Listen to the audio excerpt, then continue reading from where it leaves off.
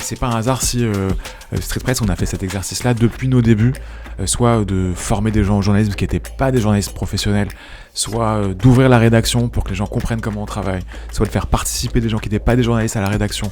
Il n'y a pas de journaliste neutre, parce que chaque journal a une ligne éditoriale et choisit les sujets qu'il va mettre en avant. Et sur Twitter, t'as l'impression que la société va exploser dans 3, 2, 1. T'es sur le terrain pour Street Press, tu vois plein de trucs qui vont pas, mais tu vois aussi plein d'histoires où des gens créent des choses, où il y a un ciment, où partout en France en fait il se passe des trucs assez dingues. 10 minutes pour sauver le monde. Salut tout le monde et bienvenue dans 10 minutes pour sauver le monde, le podcast de So Good qui ne dure pas 10 minutes et qui, à défaut de sauver le monde, sauvera peut-être votre journée. Moi, c'est Victoria Lemaire, journaliste à So Good. Aujourd'hui, on reçoit Johan Weiss-Miara, fondateur de Street Press. Je crois que tout le monde t'appelle Joe, alors je me permets. Salut Joe. Salut.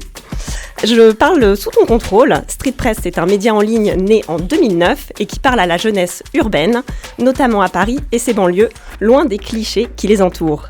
Vous avez aussi l'habitude de taper dans la fourmilière du pouvoir en documentant, entre autres, les violences policières et les dérapages de l'extrême droite.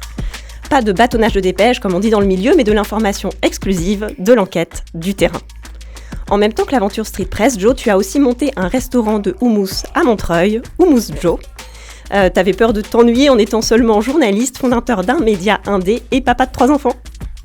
Écoute, ouais, en fait sur Street Press, la seule petite modification, c'est que c'est un média qui grandit, qu'on a toujours dans Street, il y a le côté être sur le terrain, les gens sont sur le terrain et travaillent là où ils sont. Du coup, quand on a commencé, effectivement, on couvrait Paris et la banlieue.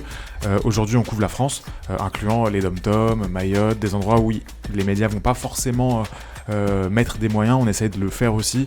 Et je pense que du coup, ouais, notre sphère de travail édito, c'est la France. Ok, et pour le resto de houmous, t'avais peur de t'ennuyer ? Ouais, en fait, la petite histoire de ce resto où je ne travaille plus, j'ai passé la main là-bas, c'était... moi, avant de lancer Street Press, j'ai pas mal bossé au Proche-Orient et j'étais revenu de toutes les destinations où j'avais été, où j'avais bossé avec des plats. Et un jour, par hasard, je me suis retrouvé à cuisiner pour quelqu'un qui avait des food bikes. Et il m'a dit, vas-y, pourquoi tu le fais pas toi aussi ? Et j'aime bien les petits challenges et essayer de convertir le monde au végétarianisme me semblait assez chouette. Je l'ai fait pendant 4-5 ans. L'idée, c'était juste de changer le monde à ma petite manière avec un plat qui avait 2 fonctions. Il était assez cool et donc on pouvait convertir les gens au végétarianisme et baisser un peu notre impact à tous avec ça. Puis c'est aussi un plat sur lequel plein de gens de plein d'origines se retrouvent et du coup c'était aussi une manière de réunir des gens, de faire qu'ils puissent peut-être faire société ou être ensemble autour d'un plat. Et ça, j'ai réussi à le faire plein de fois aussi, j'étais assez content. Super, on est en plein dans la thématique. Joe, ensemble, on a une demi-heure pour parler médias indés, investigation et recettes de houmous. C'est parti.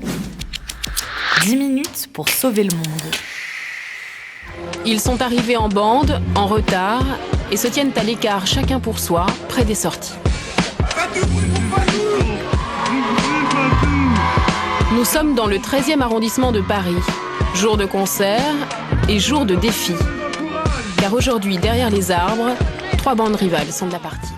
Ça, c'est le début d'un reportage d'envoyé spécial sur les bandes de jeunes dans les quartiers. C'était en 2010, soit quelques mois après la création de Street Press. Je me demandais, est-ce que c'est ce genre de reportage qui t'a donné envie de créer ce média ? Ouais, en fait, Street Press, on en parlait il n'y a pas longtemps dans la rédaction. En réalité, c'est un média qu'on a créé avec plein de raisons, mais la première, c'était qu'il y avait des sujets, des histoires ou des regards sur la société qu'on ne voyait pas transcrits dans les médias classiques à l'époque. Et du coup, qu'est-ce qu'on a fait en fait avec Street Press ? On a d'abord créé un espace pour publier ça. C'était assez égoïste au départ en réalité, parce que c'est des sujets qu'on pouvait pas lire et qu'on voulait pouvoir lire. Et du coup, on a créé cet espace-là et l'espace, il a évolué. En 15 ans, la ligne éditoriale d'un journal, elle évolue forcément. C'est un journal, c'est fait par des gens, c'est lu par des lecteurs qui nous disent ce qu'ils en pensent. Et nous, on va continuer à aussi suivre les conseils des lecteurs et aussi les énerver parce que c'est aussi le rôle d'un média.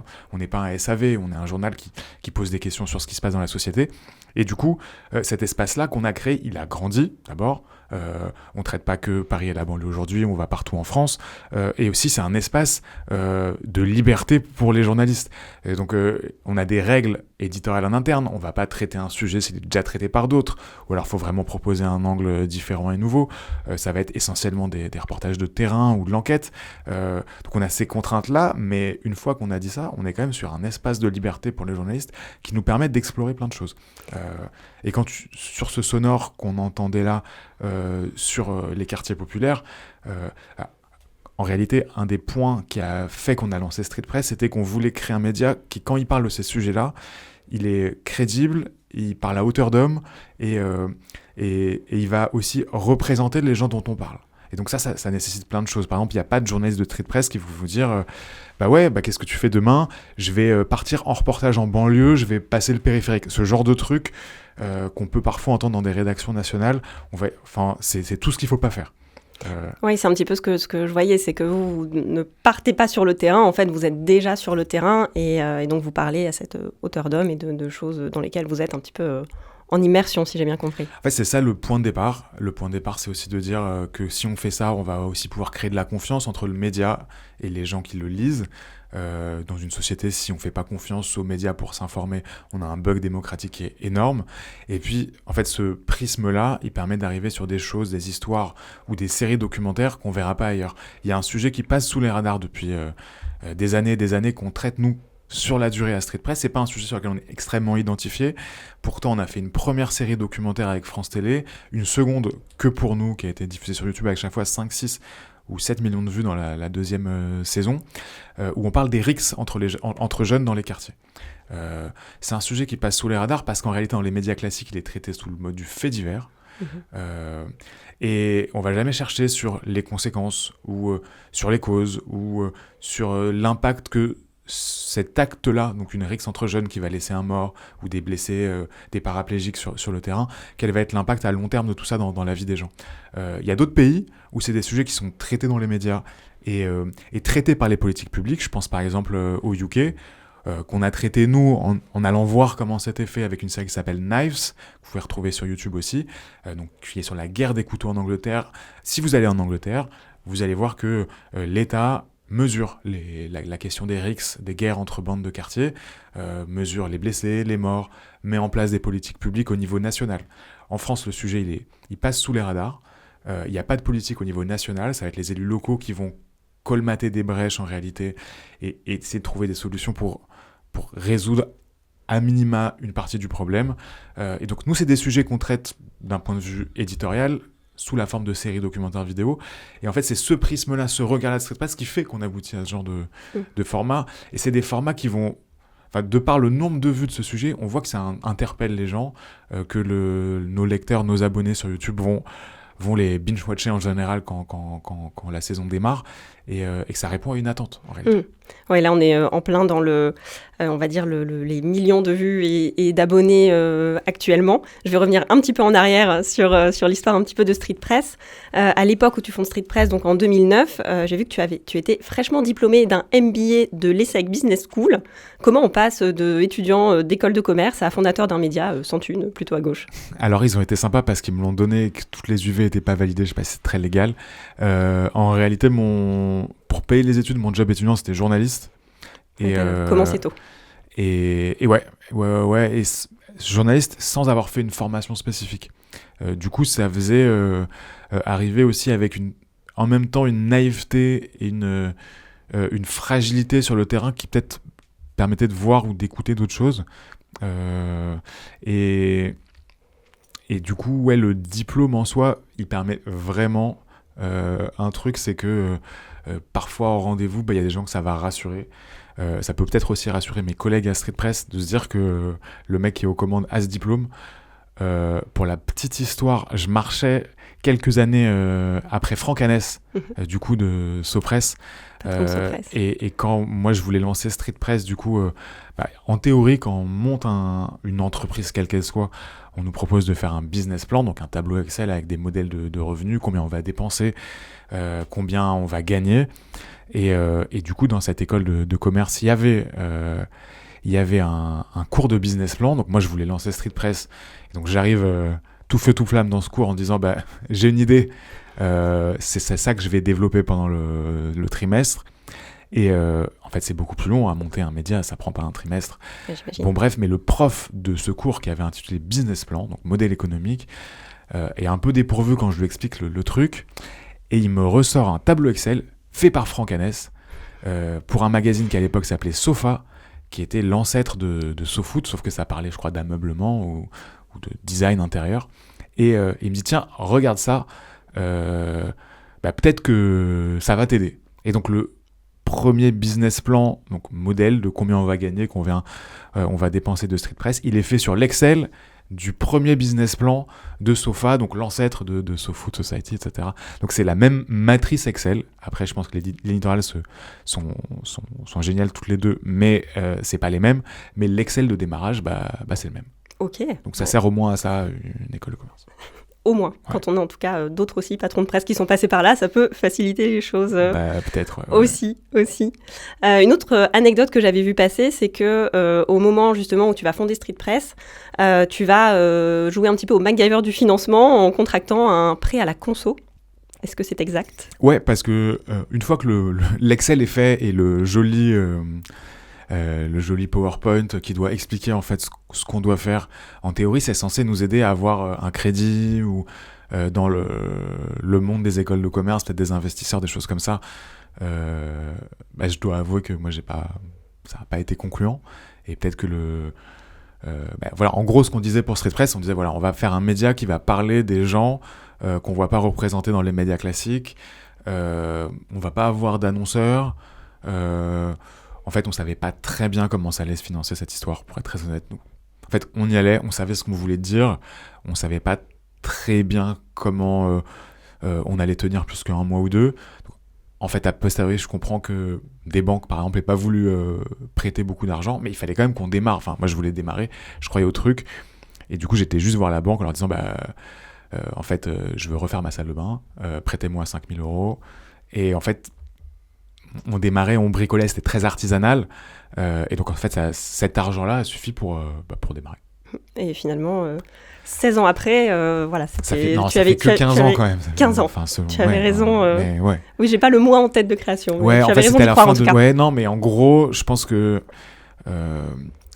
Street Press, c'est depuis le début, c'est un espace où on a pu créer plein de trucs et faire plein de choses et donner la parole à des gens qui n'avaient pas forcément d'espace.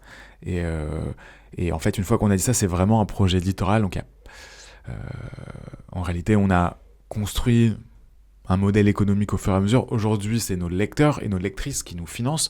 On est en accès libre, à prix libre. Les gens donnent ce qu'ils veulent pour que le média existe. Et l'année dernière, il y a presque 10 000 personnes qui nous ont aidés. Donc, ça fait que le média existe.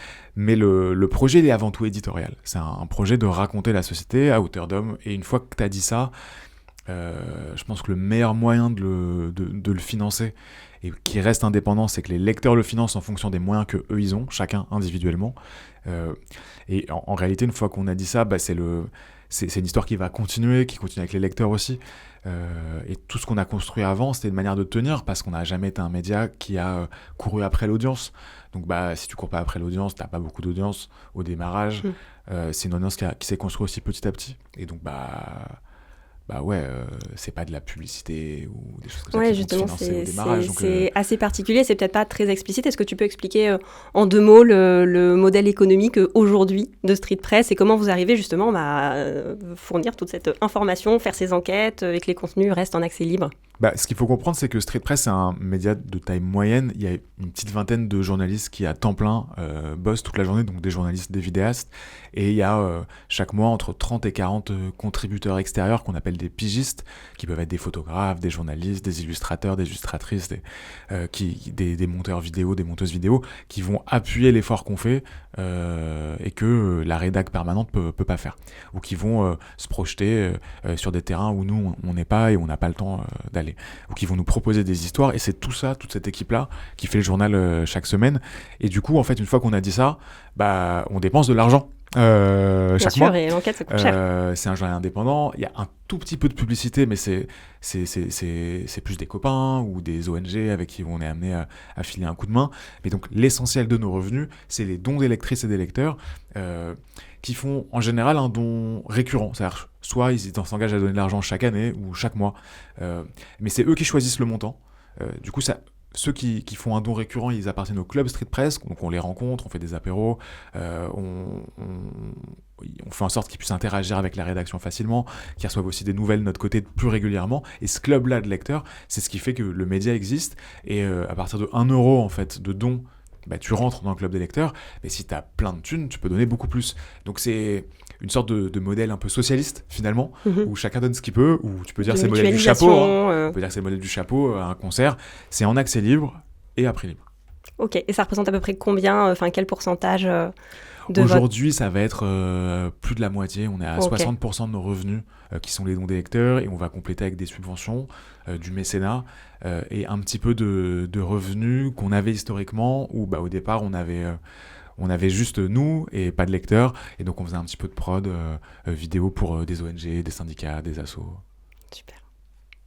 Je crois qu'il n'y a que les journalistes qui croient vraiment à l'objectivité journalistique et qui n'existe pas et qui est vraiment un leurre qu'on a continué et qu'on continue encore à nous enseigner dans les écoles de journalisme à plein de niveaux, qui serait que les journalistes seraient capables d'une neutralité parfaite, d'une objectivité dont on pourrait se rapprocher même de très très près, et je suis convaincue que c'est faux.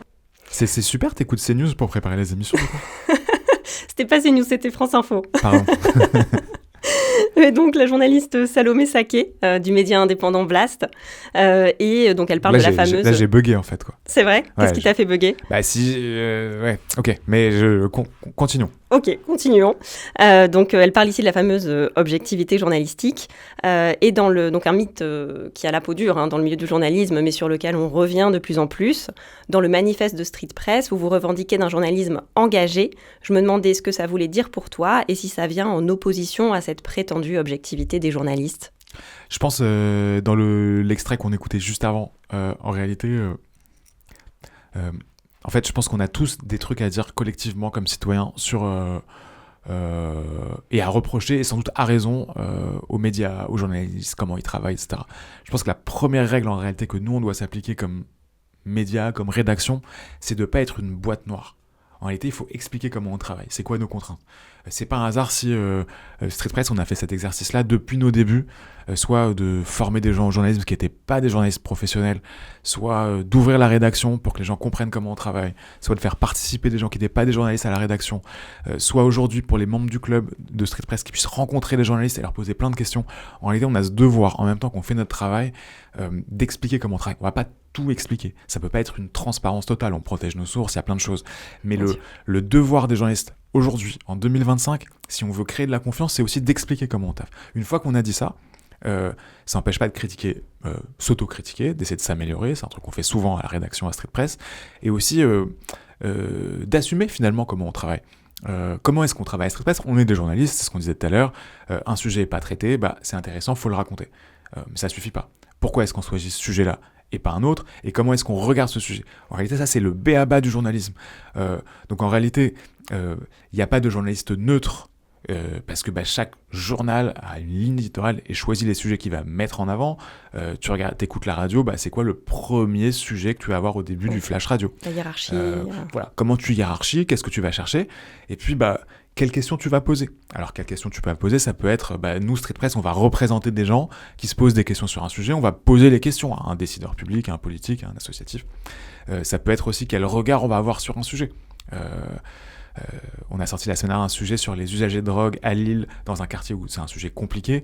Et c'est un sujet à hauteur d'homme qui raconte la réalité des usagers de drogue dans ce quartier-là, ce qu'ils vivent, ce qui est difficile, etc. Je pense pas que Le Figaro aurait fait le même. Mais en réalité, on a des lignes éditoriales qui sont différentes. Donc ni Le Figaro, ni Street Press va être neutre quand il va couvrir l'usage de la drogue dans ce quartier-là à Lille. Ça n'empêche pas de aussi faire un pas de recul, de dire ok, les gens du quartier, qu'est-ce qu'ils en pensent ? On va pas être forcément que à la hauteur des usagers, mais en fait, on va assumer ce regard et cet angle-là. D'expliciter un petit peu d'où on parle et d'assumer ce côté un petit peu, c'est faire du journalisme, c'est aussi faire des choix, et on essaye d'être le plus équilibré, j'imagine, possible, mais... En fait, ce que nous on dit, c'est que ça n'existe pas un journaliste qui n'a pas de ligne éditoriale et d'angle. Et donc, ce qu'on dit, c'est que nous, on va pas cacher le fait qu'on a ce regard-là sur ces sujets. Là où parfois, des médias plus classiques et traditionnels vont se cacher leur petit doigt en disant « Ah non, Nous, on est le journal L'Opinion, mais on donne pas notre opinion. Quand on traite des sujets économiques, on y va. On les traite, on est objectif. Oui, en fait, vous êtes objectif. Les sujets que vous traitez les faits que vous rapportez sont réels, ils existent. Mais le fait d'aller convoquer uniquement ces faits-là, le fait de poser cette question comme préalable à l'article, ça va avoir un impact dans le traitement journalistique. En fait, juste assumez-le. Et des chaînes d'infos en continu vont pas l'assumer, des médias mainstream vont pas l'assumer, ne vont pas non plus assumer leur lectorat. Quand tu regardes la moyenne d'âge d'un JT, oui, le lectorat, il a plus de... le téléspectorat, je sais pas comment on dit. Les téléspectateurs, ils ont en moyenne d'âge plus de 60 ans. Donc effectivement, forcément, mécaniquement, tu vas être à l'écoute des questionnements qui se posent. Ça, et c'est tant mieux, c'est sain. Mais assumez le fait que vous parlez à une audience spécifique. Assumez le fait que vous avez un regard spécifique sur cette histoire-là. Et du coup, le prisme de Street Press, c'est de dire oui, on assume cet angle-là, on va pas se cacher dans notre petite boîte, on est un média qui est engagé à gauche, qui a un certain nombre de valeurs, et cet engagement-là, assumons-le jusqu'au bout dans le traitement de nos sujets aussi. Et j'avais vu, je trouvais assez intéressant, c'est lié un petit peu à cette idée de médias engagés, mais ça va un petit peu plus loin. C'est la journaliste et militante Alice Coffin qui écrit dans son bouquin « Le génie lesbien »« Je suis devenue une bonne journaliste en devenant activiste. J'ai pris la mesure de toutes les histoires que je ne lisais jamais dans la presse, de toutes les personnes que je ne voyais jamais à la télévision, grâce à l'activisme. » Ça t'inspire quoi ? Ouais, après, je pense que un des gros travaux de Street Press, qui est un média marqué à gauche, c'est aussi d'enquêter et de travailler sur les ONG de gauche, l'activisme de gauche, de les questionner. En fait, notre travail, c'est pas de dire que des gens qui sont pas d'accord avec nous sont méchants et des gens qui sont d'accord avec nous sont gentils. On est des journalistes qui avons les deux pieds sur terre. Nos journalistes peuvent pas être activistes en même temps. Enfin, en réalité, si on mélange tout, après, on n'est plus grand-chose. Et du coup, notre taf comme journaliste, c'est d'enquêter. Et si des choses vont pas à gauche, il faut le raconter aussi, par exemple, pour donner un exemple. Oui, c'est important de le rappeler. Et je crois que ce qu'on demande à un journaliste de manière générale, et c'est la distance que je prendrais par rapport à la citation que tu lisais, c'est que on doit être indépendant des sujets qu'on couvre. Si c'est pas le cas, y a un conflit d'intérêts. Et en fait, on n'est pas en capacité de jouer le rôle que nos lecteurs attendent de nous. On est les yeux, les oreilles de nos lecteurs. C'est le rôle de base de tout journaliste.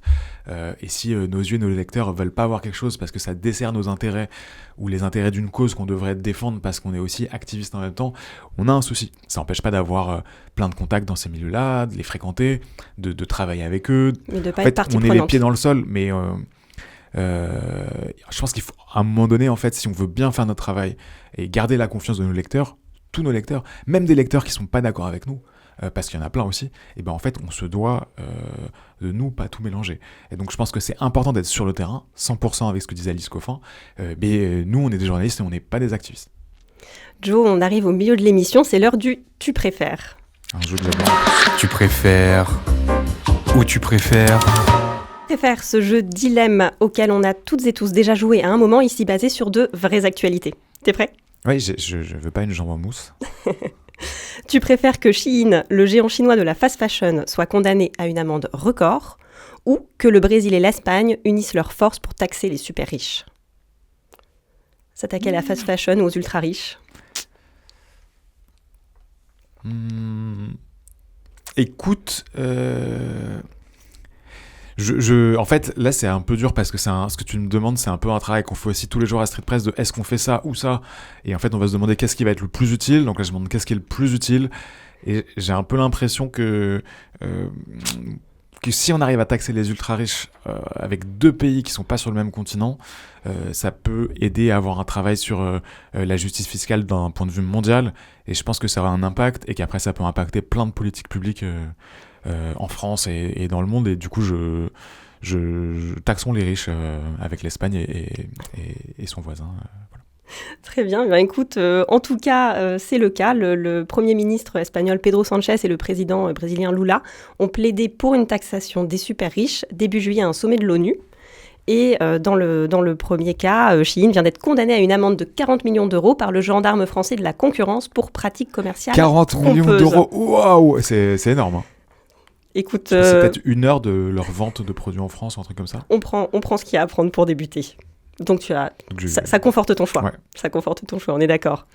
Deuxième dilemme, tu préfères que les énergies renouvelables soient devenues la principale source d'électricité de l'Union européenne ou que le parquet européen ouvre une vaste enquête financière sur le Rassemblement national et ses alliés à Bruxelles? Alors, je crois que le deuxième, c'est totalement lancé, puisque là, au moment où on enregistre, il y a une perquisition au siège du RN. Tout à fait. Je pense que les deux sujets sont très très chauds, très très importants.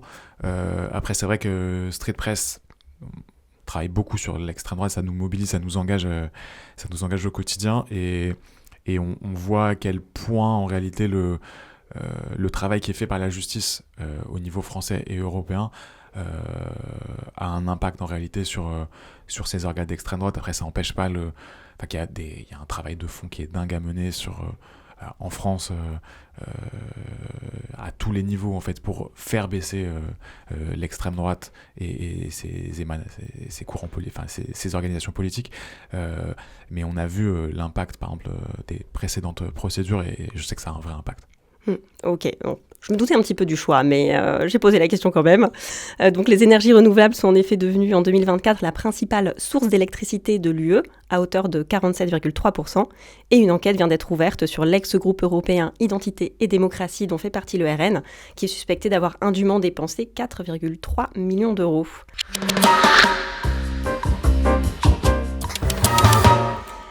Alors, Joanne, l'un des grands axes de Street Press, on en a parlé, c'est la lutte contre l'extrême droite. Fin 2023, tu signais un papier très personnel dans vos colonnes pour expliquer ton engagement contre cet extrême et contre l'antisémitisme. On y apprend que la famille de tes grands-parents a péri dans les camps et que les parents de ta mère, ont survécu grâce à Tata Violette, une amie chrétienne qui les a cachés à Paris. Tu racontes aussi tes débuts de journaliste indépendant et tu écris « La leçon que j'ai tirée, le racisme, l'antisémitisme, le sexisme sont assez équitablement répartis dans la population française, mais le seul courant politique qui s'est construit sur la base d'un socle théorique fondé sur l'antisémitisme, la haine de l'immigré et le sexisme, c'est l'extrême droite. » Alors, est-ce que c'est finalement là aussi un petit peu la racine de la ligne édito de Street Press dans ton histoire personnelle et familiale ? Ouais, 100%. En fait, c'est assez simple comme histoire, mais c'est effectivement toute la partie... je pense vraiment que si l'extrême droite prend le pouvoir en France, ils vont réussir à très rapidement fracturer la société. Une société qui a un ciment aujourd'hui, qui tient justement parce que on a des valeurs communes qui fait que la société fonctionne, avance, malgré ce qu'on peut voir sur les réseaux et les faits divers qui sont montés en épingle. On a un vrai socle commun, je pense, dans la société, et le fait aussi de l'explorer au quotidien un peu partout en France, c'est ultra rassurant. C'est-à-dire, t'es sur Twitter, t'as l'impression que la société va exploser dans 3, 2, 1. T'es sur le terrain pour Street Press, tu vois plein de trucs qui vont pas, mais tu vois aussi plein d'histoires où des gens créent des choses, où il y a un ciment, où partout en France en fait il se passe des trucs assez dingues, et où en réalité on veut toujours sauver le monde comme dans cette émission, mais en réalité c'est souvent en sauvant une vie, en aidant une personne, en travaillant au niveau local qu'on sauve le monde. Et ça on le voit en lisant Street Press tous les jours, et je sais que Street Press parfois on nous dit vous parlez d'extrême droite, vous parlez des violences policières, vous parlez... Mais oui, mais en fait, aussi en filigrane, il y a plein d'histoires où il y a plein de trucs incroyables qui se passent. Et donc ce ciment-là que nous, on voit sur le terrain, en peu de choses, l'extrême droite peut le faire voler en éclats. En coupant toute la culture, en coupant les financements aux assauts de terrain qui, justement, font qu'il y a un ciment dans tous les territoires, en cassant des espaces d'expression comme les médias, en bloquant les financements pour ces trucs-là, etc., en cassant tout ce qui va être la solidarité avec les femmes, les financements des plannings familiaux, l'aide aux réfugiés qui finalement resteront sur le territoire mais dans des situations encore plus déplorables que ce qu'on a aujourd'hui. Donc en réalité, si l'extrême droite prend le pouvoir, ça va casser tout ce qu'un tissu énorme d'associatifs, de gens de terrain, mais aussi de fondations, de mécènes construites tout au long de l'année et poussent. Sans l'État en France, qui a une place dingue en fait, ça va être compliqué d'avancer sur plein de choses. Et donc ce mur-là qui peut nous arriver, moi c'est un combat qui nécessite aussi de faire plein de choses ensemble, avec plein de gens, avec plein d'autres médias aussi. Et du coup, oui, ce que l'extrême droite peut détruire, c'est énorme pour moi, et de parce que moi, ce que des histoires qu'on m'a racontées, de l'histoire familiale ou histoire marrante. Moi, quand j'étais gamin, ma maman, par exemple, m'emmenait. On prenait le TGV et on allait à Bordeaux. Je sais pas si c'était le TGV déjà. C'était le TGV. On allait à Bordeaux, par exemple, assister de temps en temps au procès Papon. Je dois avoir 12 piges, un truc comme ça. Mais du coup, c'est des trucs qui sont dans ce qui t'a fait grandir, dans des histoires qui t'ont fait grandir, etc. Et ouais, t'as ce truc de... Tu vois quand même dans quel mur tu peux aller. L'histoire se répète pas, mais c'est quand même des points de vigilance qui sont importants. Quand tu prends la parole sur l'extrême droite ou des sujets qui sont clivants, ou qui sont... où on peut se dire, mais en fait, vous n'êtes pas neutre dans votre traitement. Alors, en fait... Toutes les affaires qu'on sort sur l'extrême droite, c'est des affaires qui sont basées factuellement, etc. Mais on pourrait dire pourquoi vous parlez beaucoup de ce sujet-là. Et effectivement, en réalité, je pense qu'il faut être entier dans ce qu'on fait, et encore plus quand on tient un média et que comme journaliste, on écrit dans un média, c'est le d'où je parle et pourquoi je traite ce sujet-là. Et en fait, si c'est expliqué, en réalité, je pense que c'est plus clair, même pour les gens dont on parle dans ces articles-là. Ils savent pourquoi on est là et pourquoi on parle peut-être un petit peu plus d'eux que d'autres. Et justement, parmi les enquêtes marquantes chez Street Press, tu m'avais parlé avant l'émission de celle sur l'armée de l'ombre d'Éric Zemmour. Elle révélait en fait les soutiens peu fréquentables, c'est un euphémisme, qu'il a sollicité au moment de la campagne des présidentielles de 2022. Est-ce que tu peux expliquer rapidement de quoi il s'agit et pourquoi cette enquête te semble particulièrement importante et utile ? Écoute, ouais, c'était pendant la campagne présidentielle, au moment où Éric Zemmour avait la plus grosse cote dans les médias, dans les sondages. C'était presque impossible à ce moment-là de lire un papier qui serait défavorable en fait à Zemmour. Il avait la hype en fait. Et nous, on cherchait. Et la chance qu'on a, c'est que sur les mouvements radicaux d'extrême droite, ça fait des années et des années qu'on travaille, qu'on enquête et qu'on documente, qu'on produit une newsletter qui s'appelle FAF, qui pour Street Press, enfin pour les abonnés de Street Press, je crois qu'il y a 70 000 abonnés sur cette newsletter. En fait, c'est une newsletter de veille et d'enquête sur l'extrême droite, où chaque mois, du coup, tu as tout ce qu'on a sorti on va sortir dans le mois en fait sur le sujet. En fait, le fait de travailler sur ce sujet sur le long cours, ça nous permet en fait d'avoir des choses que d'autres médias n'ont pas. Et à cette époque-là, on avait documenté des soutiens d'Éric Zemmour qui s'entraînaient au maniement des armes, au combat, et qui notamment pour le tir s'entraînaient à tirer sur des caricatures de visages qui étaient dessinés, qui étaient des caricatures de noirs, d'arabes et de juifs. Et on sort cette enquête où il y a des extraits vidéo, et en fait c'est le premier sujet qui permet en réalité qui sort dans la presse française, qui montre qu'en fait que tout va pas chez Zemmour, pour des raisons très objectives, dans ses rangs, de racisme qui sont flagrants. Le fait aussi que ça montre que ces activistes, que les gens qui collaient des affiches pour lui étaient et antisémites, et racistes, et islamophobes, et racistes aussi contre les populations noires, en fait, une fois qu'on mettait ça, en fait, que tu le voyais en image, c'était à peu près imparable. Et en fait, c'est des sujets... et ça sert aussi vraiment à ça, Street Press. C'est-à-dire qu'à un moment donné, tu as un buzz médiatique sur le truc, et on va le casser, et on va montrer qu'il y a un truc qui va pas. Et Zemmour, avec sa logique totalement identitaire, avec d'autres, ils ont réussi à limite se partager les racismes entre la droite, l'extrême droite et la gauche. Là, on montrait qu'en fait, il y avait tous les racismes qui étaient concentrés dans ces militants et qu'il n'y avait pas de débat, en fait. Et ça, une fois qu'on a ouvert ce truc-là, cette fenêtre-là, d'autres médias sont arrivés avec d'autres choses, les financements, les alliances, etc. Mais on a été les premiers à arriver et à montrer que en fait, l'image un peu médiatique qu'ils avaient réussi à construire avec un sorte de génie des relations presse, en fait, on a réussi à casser ça. Et le rôle d'un média, c'est de montrer que si nos lecteurs nous soutiennent, c'est pour montrer qu'en fait, non, quand on soulève le capot, il y a des choses qui ne vont pas, au-delà de l'image, des plaquettes de communication, des meetings, de ce qu'eux voulaient laisser transparaître. Et justement, quand on travaille sur ce genre de sujet, c'est pas sans risque. Je sais qu'à la suite de cette enquête, justement, Mathieu Mollard, qui est aujourd'hui donc co-rédacteur en chef chez Street Press, avait été victime d'une vague de cyberharcèlement et allant jusqu'à des menaces de mort.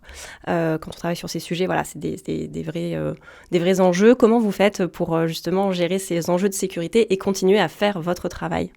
Ouais, en fait, les menaces contre Street Press, c'est des flots qui sont quasi continuels, que ce soit des menaces d'attentats contre la rédaction, que ce soit des menaces ciblées contre des journalistes ou des fondateurs du média, ou des partis qui peuvent être liés, des organisations, pas des partis politiques, mais des structures ou des entreprises qui peuvent être liées à Street Press. C'est quelque chose avec lequel on vit maintenant, très honnêtement. Je ne vais pas détailler, mais sur lequel on travaille d'un point de vue de la sécurité physique. Et quand on parle de harcèlement en ligne, aussi de la sécurité psychique en fait, des journalistes. Pour être très transparent au début, moi je me disais, mais c'est pas grave, enfin, je veux dire, la sécurité. Mais j'ai compris qu'en fait, pour les journalistes, c'était aussi un sujet. Donc on a travaillé le sujet en interne. Et que ce soit la sécurité physique, numérique ou la santé mentale en fait, des journalistes, quand on traite ces sujets-là, c'est pas quelque chose qu'il faut... ça nécessite, je pense, d'avoir une rédaction aussi où on s'aide, où on s'entraide, on s'écoute, où tu sais que tu vas pouvoir en parler à ta collègue de bureau et que en fait, personne n'est épargné, que quand tu crois que tout va bien, en fait, peut-être que c'est plus compliqué à tous les niveaux de l'équipe. Quels que soient les sujets traités, parce qu'on traite quand même beaucoup des sujets durs, mais c'est vrai que les menaces, ça nous prend du temps. Et puis tu as aussi un autre volet, on faisait le point avec notre avocate hier. Aujourd'hui, on a 10 procédures en cours qui sont actives. Ça prend du temps, des finances. En majorité, des orgas ou des personnalités liées à l'extrême droite, mais pas que. Et du coup, ça prend énormément de temps. Parce que même si le procès on va pas le perdre, en fait on va pas toucher 1 euro de dommages quand on va être relaxé, et ça va nous coûter évidemment de l'argent parce que chaque procédure il faut payer l'avocat se déplace en région, dans les tribunaux en région, et le temps qu'on passe est assez dingo. Donc entre procès bâillon et menaces, ça nous prend beaucoup d'énergie, beaucoup de temps, mais on continue. Vous gardez la foi.